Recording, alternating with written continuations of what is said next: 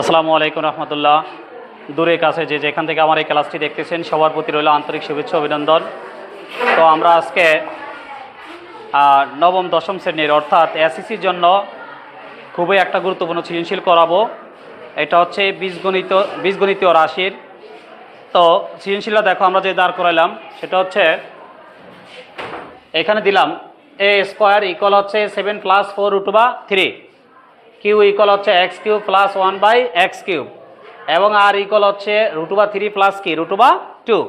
এখানে তিনটা রাশি দেওয়া আছে। কয়টা রাশি? তিনটা রাশি। এখন কতে বলা হয়েছে এর মান নির্ণয় করো। খতে বলা হয়েছে দেখাও যে a⁵ whole square minus 724 a⁵ plus 1 equal কে 0। আর গত দেওয়া হয়েছে যদি কিউ ইকুয়াল 18√3 হয় তবে দেখাও যে এক্স ইকুয়াল আর। এখন আমার এখানে তিনটা রাশি, চারটা রাশিও থাকতে পারে, দুটা রাশিও কে থাকতে পারে বা একটা রাশিও থাকতে পারে। এখন আমি দেখব এখানে কয়ের যে অংশটা, এই অংশটার কোন রাশিটা দিয়ে করা যায়। কয়ের অংশতে কার মান বের করতে বলছে? কার মান? এ আছে কি এই রাশিতে, না এই রাশিতে, না ওই রাশিতে? তাহলে আমার বুঝতে হবে যেহেতু কয়ের মান আছে এর মান নির্ণয় করো, এ আছে এই প্রথম রাশিতে, তাহলে আমরা এই প্রথম রাশিটা দিয়ে এর মান বের করব। এটা সর্বপ্রথম এই টেকনিকটা কাজে লাগাতে হবে, ঠিক আছে? আমার মান দরকার এর, আমি যদি এই এক্সের অংশ দিয়ে করি তাহলে তার এর মান পাবা না। এই জন্য আমার দেখতে হবে যে কোন অংশটা দিয়ে করলে আমি এই মানটা কি পাবো। তা আমি দেখতেছি এই রাশিটা দিয়ে করলে আমি কি এর মান বের করতে পারবো। এই জন্য যে কাজটা করছি দেখো, তাহলে দেওয়া আছে দিয়ে আমি এই লিখলাম a² ইকুয়াল 7 + 4√3। যখন এই জাতীয় অঙ্ক থাকে যে বাম পাশে স্কোয়ার আছে, ডান পাশে দুইটা পদ আছে, তাহলে আমার এখানে যে দুইটা পদ আছে এইটারে a + b হোল স্কয়ার অথবা a - b হোল স্কয়ারের সূত্র করতে হবে। কার সূত্র করতে হবে? a + b হোল স্কয়ার অথবা a - b হোল স্কয়ার। এখন তোমরা বলতে পারো যে মাইনাস হবে কখন, প্লাস হবে কখন? যখন দেখবা যে এই দুইটা মান প্লাসে আছে তখন বুঝবো যে এটা প্লাসের সূত্র হবে। কার সূত্র হবে? প্লাসে। আর যখন এই দুইটার মাঝে যে কোনো একটা পদ মাইনাস থাকবে তখন বুঝতে পারবা যে এটা মাইনাসের সূত্র হবে। এখন কোন সূত্র, প্লাসের বা মাইনাসের? সেটা হচ্ছে a + b হোল স্কয়ারের সূত্র অথবা a - b হোল স্কয়ারের সূত্র। যখন প্লাসেরটা হয় তখন হবে কি a + b হোল স্কয়ারের সূত্র, আর মাইনাসেরটা হলো a - b হোল স্কয়ার। তাহলে আমরা সূত্রটা রাফে লিখে দিই। দেখো এই যে a + b হোল স্কয়ারের উৎপাদকের সূত্র কি? a² + 2ab + কি b²। ক্লিয়ার? এটা রাফে লিখে দিলাম, এটা বোঝার সুবিধার্থে, এটা অঙ্কের অংশ না, মানে বোঝার জন্য এটা আমার লাগতেছে। এখন দেখো a + b, যেহেতু আমার এখানে দুটো পদ আছে প্লাসে, তাহলে আমরা বুঝবো এটা a + b হোল স্কয়ারের সূত্র তৈরি করতে হবে। a + b হোল স্কয়ারের সূত্র কি? দেখো a² + 2ab + b²। এখানে কয়টা পদ? একটা, দুইটা, তিনটা পদ, কিন্তু আমার এখানে পদ আছে কয়টা? দুইটা। তাহলে এখান থেকে যে পূর্ণ সংখ্যাটা থাকবে, যে এখানে যে কোনো একটা পূর্ণ সংখ্যা থাকবে, এটা আগে থাকতে পারে বা পরেও থাকতে পারে। ওই পূর্ণ সংখ্যাটারে ভেঙে আমরা দুইটা সংখ্যা তৈরি করব। কয়টা সংখ্যা তৈরি করব? দুইটা সংখ্যা তৈরি করব। তাহলে এটা ভাঙার কারণে দুইটা হয়ে গেল, আর এই একটা তিনটাতে এই যে তিনটা পদ হয়ে যাবে, তখনই আমরা এই সূত্রতে পরিণত করতে পারবো। এখন আমি ভাঙবো কিভাবে সেটা আমার টেকনিক করতে হবে। ভাঙবো কিভাবে? এটা হচ্ছে নর্মালি টেকনিক। সহজ টেকনিকটা হচ্ছে এরকম যে এখানে 7 আছে না, 7-রে তুমি যেই সংখ্যাটাই থাকুক 2 দিয়ে ভাগ করবা। কয় দিয়ে ভাগ করবা? 7-রে যদি 2 দিয়ে ভাগ করো কত হয়? 3.5 হয়, 3.5 হয়, 3.5 হয়, ঠিক আছে? মিডল বরাবর হচ্ছে কি 3.5, মিডল বরাবর কি 3.5। এখন এটা তোমরা দশমিকে নিতে পারবা না, তাহলে 3.5 যদি হয়, তোমার আগের পূর্ণ সংখ্যাটা হচ্ছে কত? 3.5। দেখো 3.5-এর আগের ছোট সংখ্যাটা হচ্ছে 3, পরের সংখ্যাটা পূর্ণ সংখ্যাটা হচ্ছে কত? 4। পূর্ণ সংখ্যা নিতে হবে।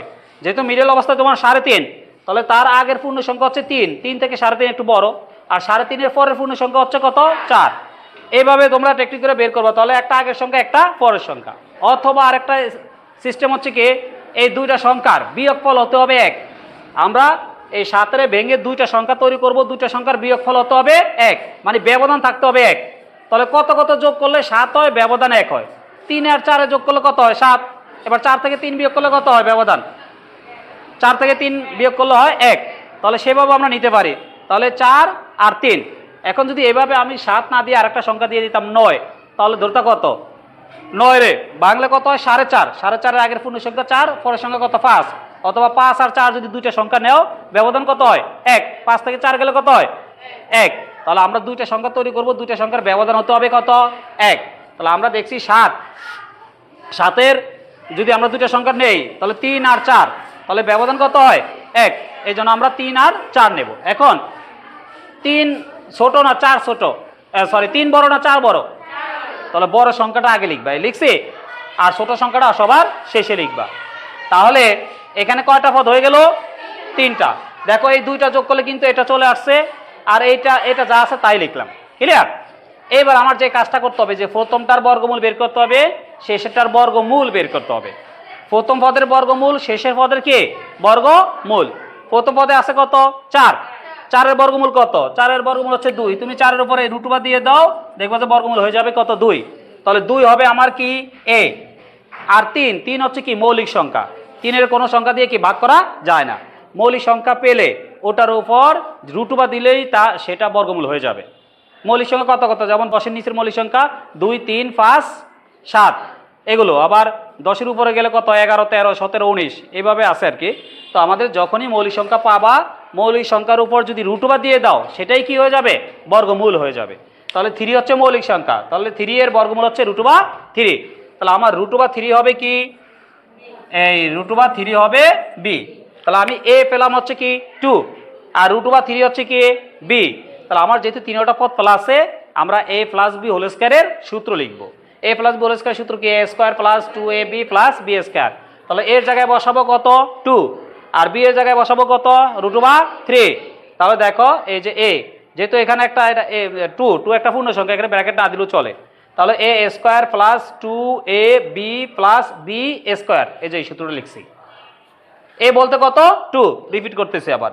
b বলতে কি √3, কারণ এই মানটা ভুল করে দেখো যে এটা দিয়ে আবার খ করা লাগবে, তাহলে খটাও ভুল হয়ে যাবে, এই জন্য এটা সিনসিয়ারলি ভাবে করতে হবে যাতে ভুল না হয়। তাহলে এর মান হচ্ছে 2, b এর মান হচ্ছে কি √3। যেহেতু 3টা পদ আছে প্লাসে, আমি a² + 2ab + b² এই সূত্রটা লিখব। তাহলে a বলতে কি 2, আর b বলতে কি √3। তাহলে দেখো a² + 2ab + b²। এবার এটা শর্ট রূপ, দেখো এটা হচ্ছে বিস্তারিত রূপ, এটা শর্ট রূপ ছিল কি a + b হোল স্কয়ার। তাহলে a বলতে 2, তাহলে a + b a whole square. বাম পাশে কিন্তু a² বারবার আছে, আমার বারবার লেখার প্রয়োজন নাই, লিখলে সৌন্দর্য নষ্ট হয়, দরকার নাই। সর্বশেষ যখন আমরা অ্যান্সারে যাব তখন লিখব। এবার দেখো সমান চিহ্ন বরাবর সমান চিহ্ন দিবা, এটা তো একটু এই পাশে চলে আসছে, সমান চিহ্ন বরাবর সমান চিহ্ন দেবা। দেওয়ার পর দেখো এটার উপরে স্কয়ার আছে, ডান পাশে এটার উপরে কি হোল স্কয়ার আছে না, স্কয়ার বাদ, কাটাকাটি দরকার নাই, সরাসরি বাদ দিয়ে দিবা। সরাসরি বাদ দিয়ে দিলে এখানে আছে কত a, আর a² তো বাদ হয়ে যাবে, তখন কিন্তু ব্র্যাকেটের প্রয়োজন নাই, তখন শুধু 2 + কি √3 দিয়ে দিলাম। তাহলে এর মান পেলা 2 + কি √3। এই তো খুব গুরুত্বপূর্ণ একটা সিন ছিল, এটা তো কয়ের অংশ। তো আমরা পরবর্তী ক্লাসে খ এবং গ নিয়ে আলোচনা করব। আজকে এই পর্যন্ত রাখলাম, সবাই ভালো থাকো, সুস্থ থাকো, এই আশা ব্যক্ত রেখে বিদায় নিলাম। আল্লাহ হাফেজ।